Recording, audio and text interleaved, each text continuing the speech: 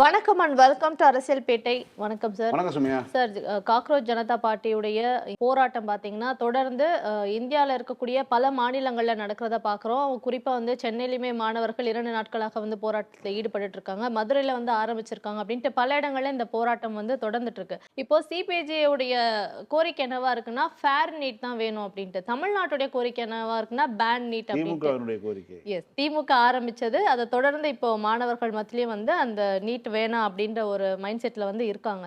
ஆனா ஒன்றிய அரசு இப்ப என்ன மைண்ட் செட்ல இருக்காங்க அப்படின்ட்டு, அதாவது இந்த நீட் தேர்வை எழுதக்கூடிய மாணவர்கள் இந்த போராட்டத்துல இருக்காங்க, அவங்களுக்கு ஆதரவு தெரிவிக்கக்கூடியவங்கள இந்த போராட்டத்தில் இருக்காங்க. இவங்க எல்லாருமே வேணாம் அப்படின்ற ஒரு மனநிலை இருக்கும்போது நான் இதை வச்சுதான் தீருவேன் அப்படின்ற அந்த மனநிலையில ஏன் ஒன்றிய அரசு இருக்கு?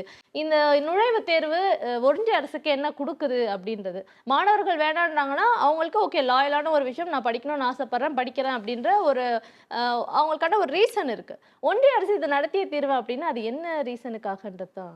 நல்ல கேள்வி சுமையா, உண்மையாலுமே நல்ல கேள்வி. ஒன்றிய அரசு நீட் தேர்வை இவ்வளவு வெறி கொண்டு நடத்துகிறது. குறிப்பாக தமிழ்நாடு போன்ற விலக்கு பெற்ற மாநிலங்கள்லையும் நாங்கள் வந்து உள்ள நுழைச்சே தீர்வோம்னு சொல்லி எடப்பாடி போன்றவர்கள் ஆட்சியில் இருக்க வல்னரபுளான ஒரு முதலமைச்சராக எடப்பாடி இருக்கும்போது மிரட்டி வழிக்கு கொண்டு வந்து நீட்டு கூட கொண்டு வந்தாங்க. அப்படின்னா இது வந்து சனாதனத்தை காப்பாற்றக்கூடிய ஒரு அளவுகோல்.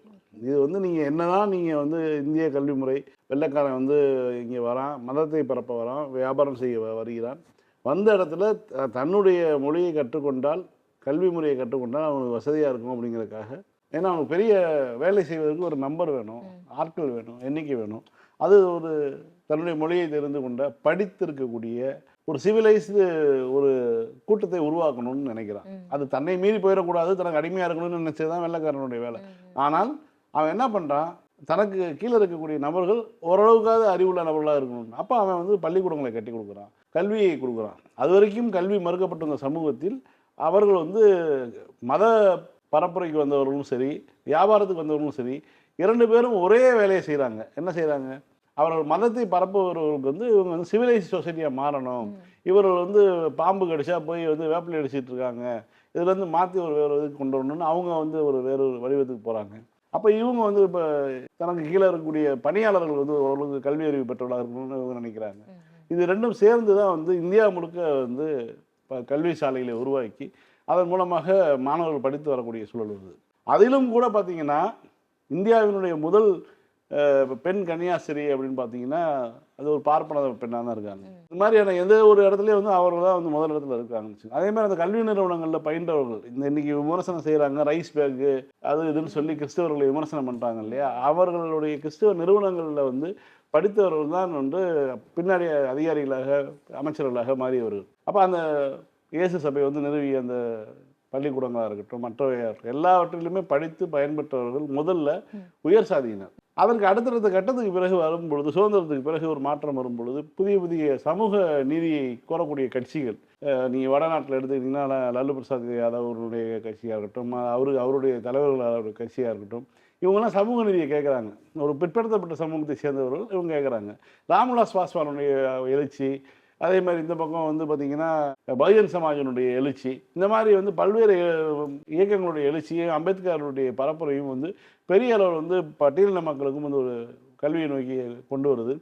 அதே மாதிரி வந்து பிற்படுத்தப்பட்ட மக்கள் கல்வியை நோக்கி வராங்க. இவங்க வரும்பொழுது இவர்கள் எல்லாமே வந்து படித்து வந்து 8th ஒரு பொதுத் தேர்வு, 10th ஒரு பொதுத் தேர்வு, 12ஆம் வகுப்பில் ஒரு பொதுத் தேர்வு, 3 செக்மேட் வைக்கிறாங்க. இது 3ஐயும் கடந்து வந்தால் நீங்கள் ஒரு கல்லூரிக்கு போகிறீங்கன்னா நீங்கள் வந்து ஆர்ட்ஸ் காலேஜுக்கு போகலாம். ஆர்ட்ஸ் காலேஜில் நேரடியாக சேரலாம், அங்கே நுழைவுத் தேர்வு இல்லை.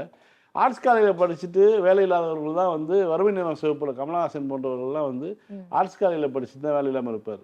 ஆனால் இன்ஜினியரிங் படித்த அன்றைக்கு இன்ஜினியரிங் படித்த அல்லது மருத்துவம் படித்த யாரும் வந்து வேலை இல்லாமல் இருக்க மாட்டாங்க. ஆனால் அதற்கு வந்து அன்றைக்கு வந்து நுழைவுத் தேர்வு இருந்தது. இப்போ இன்றைக்கி சொல்கிறாங்கல்ல, தெருவுக்குள்ளே போய் வந்து முன்னாடி வந்து 20 வருஷத்துக்கு 30 வருஷத்துக்கு முன்னாடி வந்து இங்கே இன்ஜினியரிங் வீடு எங்கன்னு சொன்னால் அந்த கடைசியில் இருக்கு பேர், அதான் இன்ஜினியரிங் வீடுன்னு சொல்லுவாங்க. இப்போ போய் கேட்டால் இங்கே வந்து எல்லா வீட்லையும் இன்ஜினியர் இருக்காங்க, உங்களுக்கு யார் வேணும்னு கேட்குறாங்கன்னு சொல்கிறாங்க இல்லையா. அதுக்கான நிலையை உருவாக்கிய இடம் வந்து தமிழ்நாடு. எப்படின்னா பொறியியல் தேர்வுக்கான நுழைவுத் தேர்வை கட் பண்ணிட்டாங்க. அப்போ என்ன காரணம், சாதாரண குப்பனும் சுப்பனும் அவருடைய பிள்ளையும் பேரனும் வந்து படித்து வந்து விடுறாங்க. அப்படி வரும்பொழுது இந்த நுழைவுத் தேர்வு என்பது அவர்களை வழிகட்டக்கூடிய ஒரு சனாதனத்தினுடைய ஒரு சங்கிலியாக இருக்கிறது. அப்போ அதை கட் பண்ணி விடணும்னு சொல்லி கலைஞர் கட் பண்ணி விட்டார். அதன் காரணமாக எண்ணற்ற பொறியாளர்கள் வந்தாங்க. அதே மாதிரி வந்து மருத்துவ நுழைவுத் தேர்வையும் வந்து எடுத்து விட்டார். மெடிக்கல் என்ட்ரன்ஸையும் எடுத்து விட்டனால அதன் காரணமாக வந்து எண்ணற்ற ஏழைகள் வந்து மேலே வந்து மதிப்பெண் அடிப்படையில் வந்து உள்ளே வந்து படிக்கக்கூடிய ஒரு சூழல் உருவாச்சு. இதெல்லாம் வந்து வட மாநிலங்களில் கிடையாது. இப்போ இங்கே தமிழ்நாட்டில் கல்வியிலையும் ஒரு சமூக நீதி இங்கே இருக்குது அப்படின்னு இருக்கும்போது தான் அவர்கள் எந்த ஒரு மாநிலத்தில் நீட் இல்லையோ அந்த மாநிலத்தில் நீட்டை வந்து கொண்டு வந்தே தீருவோம். கொண்டு வந்ததுக்கு பிறகு என்னன்னா அவங்க சொல்றது வந்து இந்தியா முழுவதும் வந்து தகுதி உள்ளவருக்கு தான் வந்து வேலை, அதாவது மருத்துவ படிப்பு நல்லா படிக்கிற பசங்க, நல்லா படிக்கக்கூடிய பசங்க வந்து +2ல் வந்து நல்ல மார்க் வாங்கினா போதாது, இந்த நீட்டில் நல்ல மார்க் வாங்கி அவர்கள் படிக்க போகட்டும்.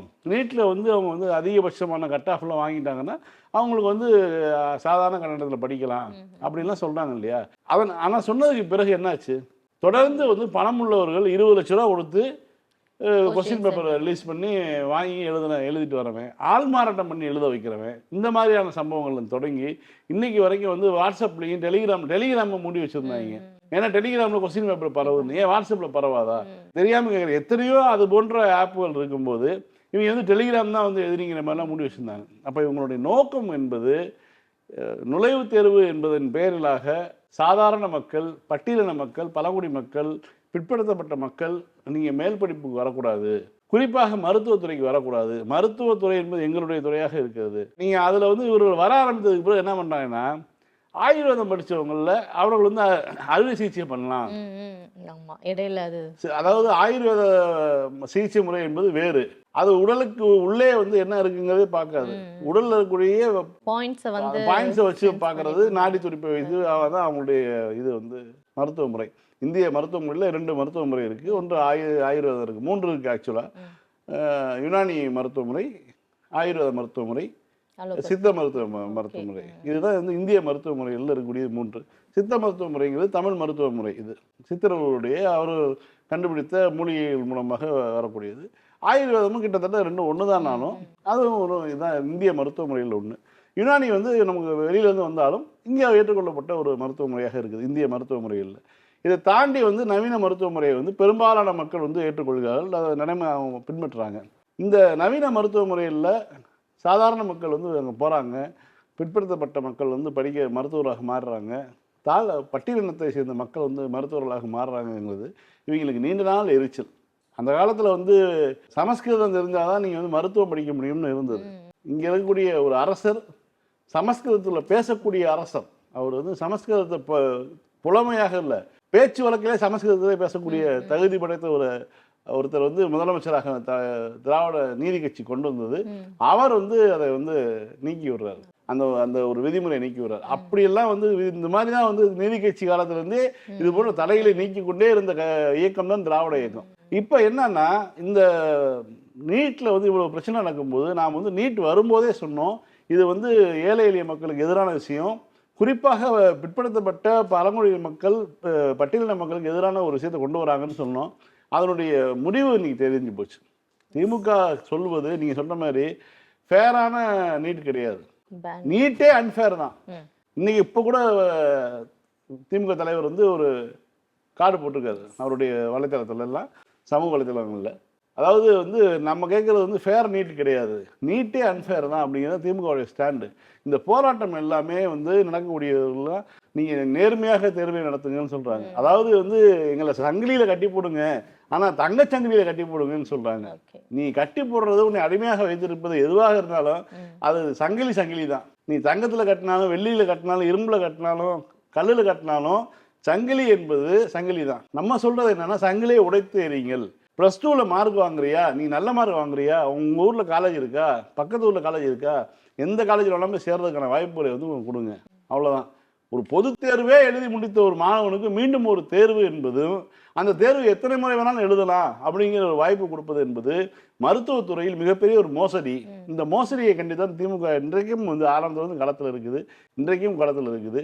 இன்றைக்கு போராடக்கூடிய மாணவர்களுக்கும் அறிவுரை சொல்லுது. இப்போ இங்கே நீங்கள் சொல்கிறீங்க இல்லையா, நம்ம தமிழ்நாடு வந்து நீட் வேணான்னு சொல்லுது, தமிழ்நாடு வேணான்னு சொல்லக்கூடிய தாவேக்காக சொல்கிறாங்க இல்லையா நீட் வேணான்னு, வெளிப்படையாக வந்து சொல்லணும், நீட்டுக்கு எதிராக ஒரு போராட்டத்துக்கு வரணும், கலந்து கொள்ளணும். இல்ல அது அவங்க விட்ட அறிக்கையே வந்து அது யார் விட்டிருக்கா, தாவேகா தலைவர் சார்பா அது வருதா, அவங்களோட ஐடி விங் சார்பா எதுவுமே தெரியல. ஃபர்ஸ்ட் மொட்டையா ஒரு அறிக்கை விட்டாங்க. அதுக்கப்புறம் வந்து அந்த ஹெட் குவார்ட்டர்ஸ் அப்படின்னு சொல்லி HQ ராகுல் காந்தி முடிச்சு அதை கைதானதுக்கு வச்சுட்டனால பிறகு அவர் வந்து கேட்டு ராகுல் காந்தியே கைதாயிட்டாருங்க, நீங்க அறிக்கை விடணுங்க அப்படிலாம் அவனும் கெஞ்சி கேட்டு கேட்டு சொல்றாங்க, விட்டதா சொல்றாங்க, இருந்துட்டு போட்டோம்.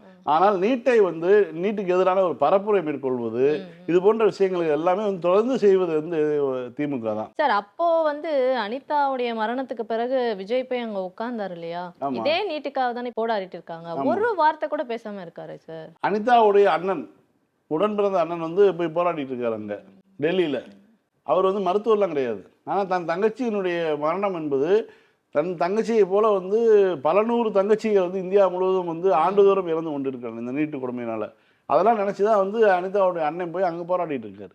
அப்போ நீங்கள் போய் உட்காந்தீங்க ரைட்டு, நீங்கள் வந்து நீங்கள் பேசணுமா இல்லையா? நீங்கள் என்ன பண்ணுறீங்க? டெல்லி போலீஸ் செய்த அதே வேலையை தமிழ்நாடு போலீஸ் செய்யுது.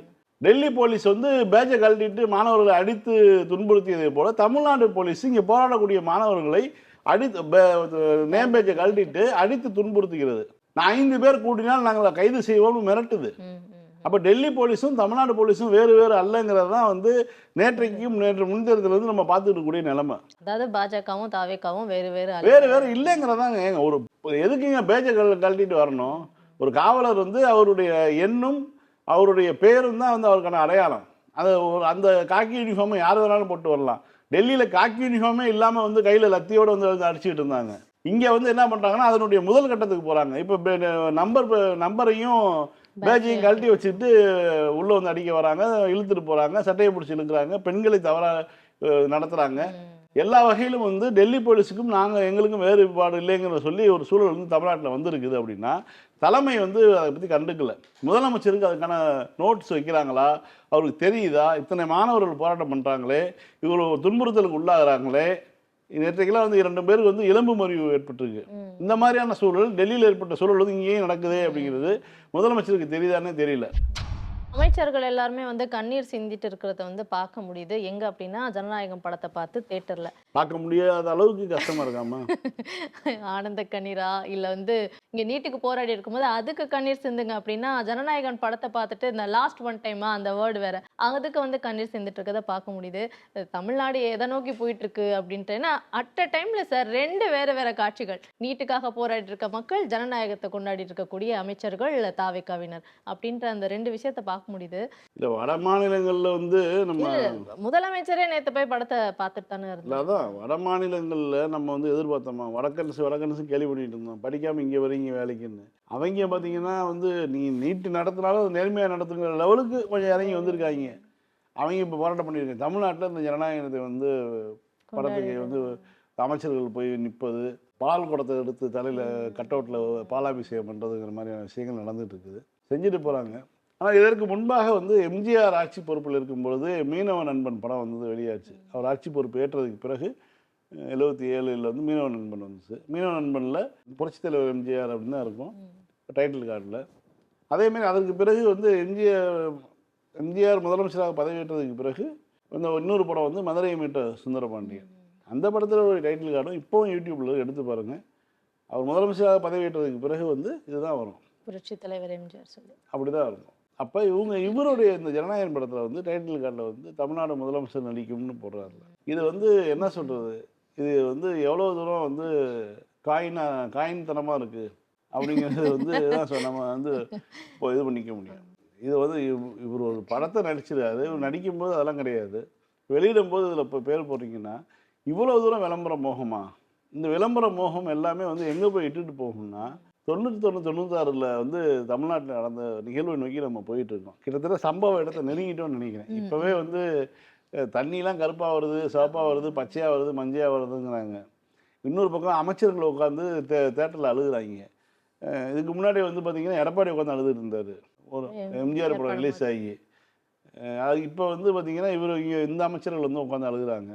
எடப்பாடி வயசு என்ன, இவன் வயசு என்ன, இருந்தாலும் வந்து ஒரே மாதிரி ஐக்கிய லெவல் தான் இருக்குது. இந்த சூழலில் இவர்கள் இந்த மாதிரியான விஷயங்களை வந்து செய்தியாக்குறாங்க. அவர் சும்மா உட்காந்து அவரை மட்டும் அழக்கூடிய நிகழ்வு கிடையாது. ஒரு 25 கேமரா அந்த பக்கம் நிற்கிது, 25 கேமராவோட லைட்டு இருக்குது. இதை தாண்டி நீ படத்தை பார்த்து நீ அழுகுற அப்படின்னா நீ பிளான் பண்ணி தான் அழுகுறங்கிறது தெரியுது.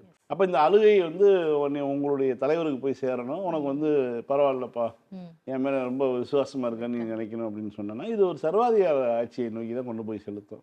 அது ஒரு அடிமை மனப்பான்மை தான் வச்சுக்கோங்களேன்.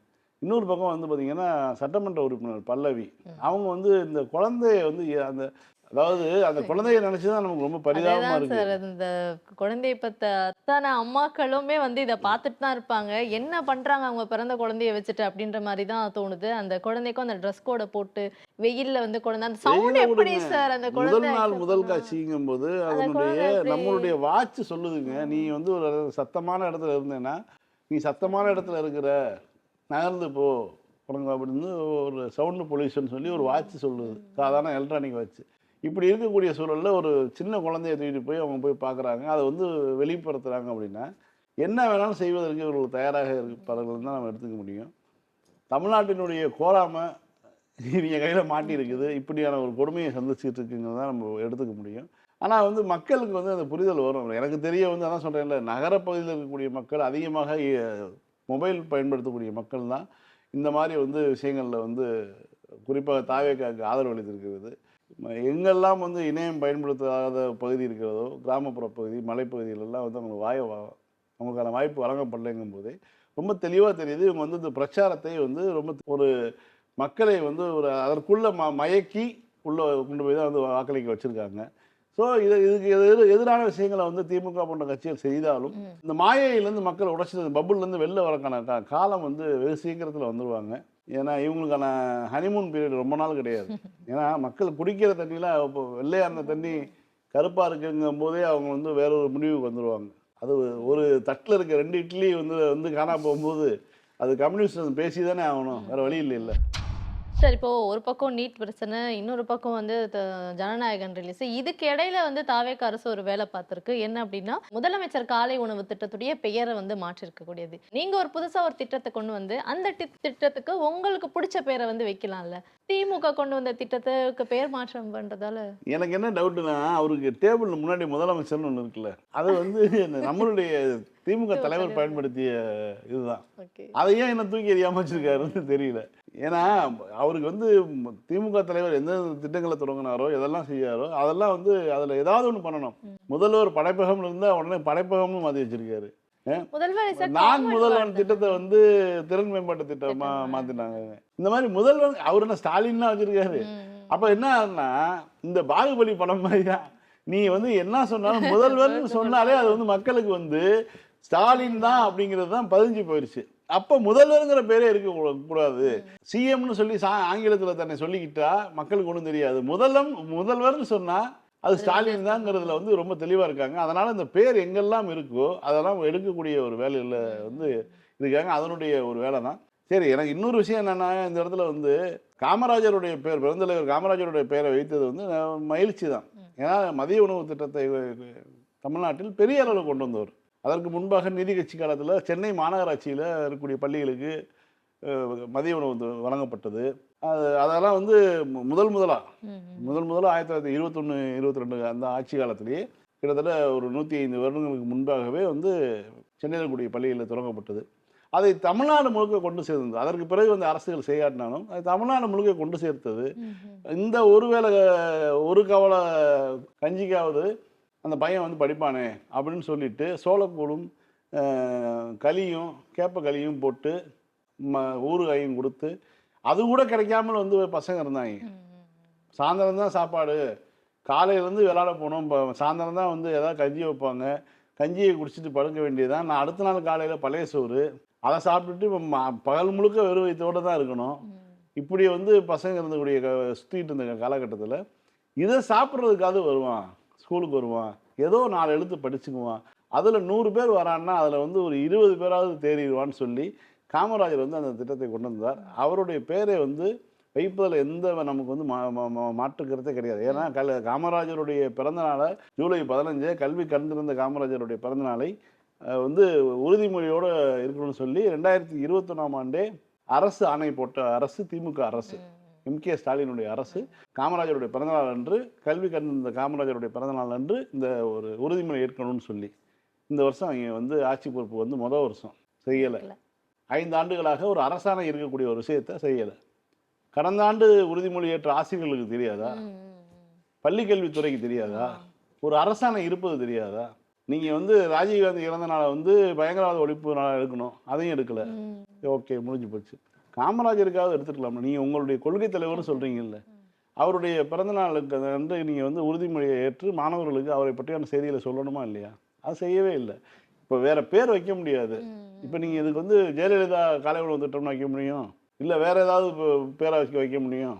அதனால தான் இப்போ வந்து காமராஜர் பேரை வச்சுருக்காங்க. சரி, வைத்த வகையில் அது வந்து சரியான விஷயம்தான்.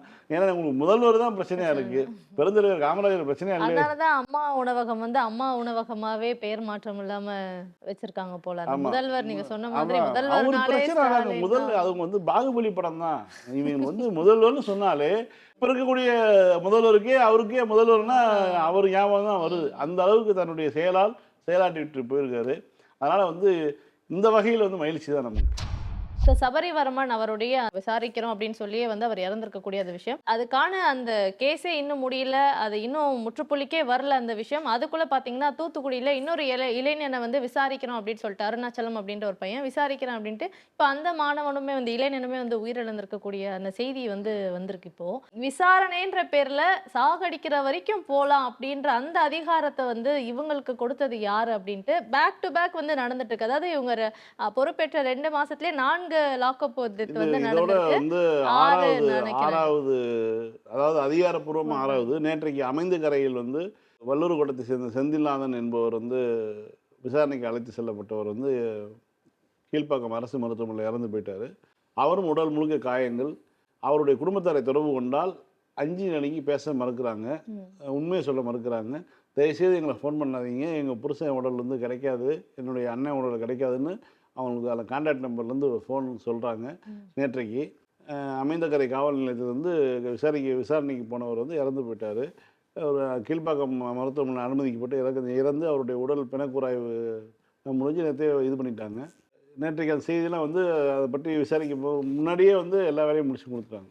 அப்போ நேற்றைக்கு அது வந்து பெரிய செய்தியாக இல்லாமல் ஓரளவுக்கு காப்பாற்றப்பட்டது. இந்த தூத்துக்குடியில் நடந்த சம்பவத்தில் அந்த பையன் வந்து தலையில் காயமடைஞ்சு வாக்குமூலம் கொடுத்துருக்காரு, வீடியோ வாக்குமூலம் கொடுத்துருக்காரு. எனக்கு ஏதாவது ஆச்சுன்னா காவல்துறை தான் பொறுப்பு, காவல்துறை தாக்கியதால் தான் எனக்கு தலையில் காயம் ஏற்பட்டது, 4 காவலர்கள் சேர்ந்து தாக்கினார்கள் அப்படின்னு சொல்லி அந்த பையன் வந்து இங்கே கொடுத்துருக்காரு. ஆட்சி பொறுப்பு ஏற்று 2 மாதம் முடிஞ்சு ஒரு 70 நாள் தான் ஆகுது. 70 நாளில் கிட்டத்தட்ட 7 லாக்அப் டெத்து கணக்கு வருது. அப்போ இவர் வந்து போராடினார்ல, இவர் போராடியது வந்து சிறையில் இருந்து வயதானவர்கள் இறந்தாலும் கூட அதையும் சேர்த்து சிறைவாசிகளும் சேர்த்து காவல்துறையின் கட்டுப்பாட்டில் மரணம் அடைந்தவர்கள் சொல்லி தான் ஒரு போராட்டம் பண்ணார். இப்போ இவருடைய ஆட்சி காலத்தில் கிட்டத்தட்ட 6 லாக்அப் டெத்து நடந்திருக்குது. அப்படிங்கும்போது எந்த லட்சணத்தில் இந்த அரசு இயங்கி கொண்டு இருக்குது? காவல்துறையை கையில் வைத்து கொண்டு இருக்கக்கூடிய விஜய் என்ன செய்கிறாரு?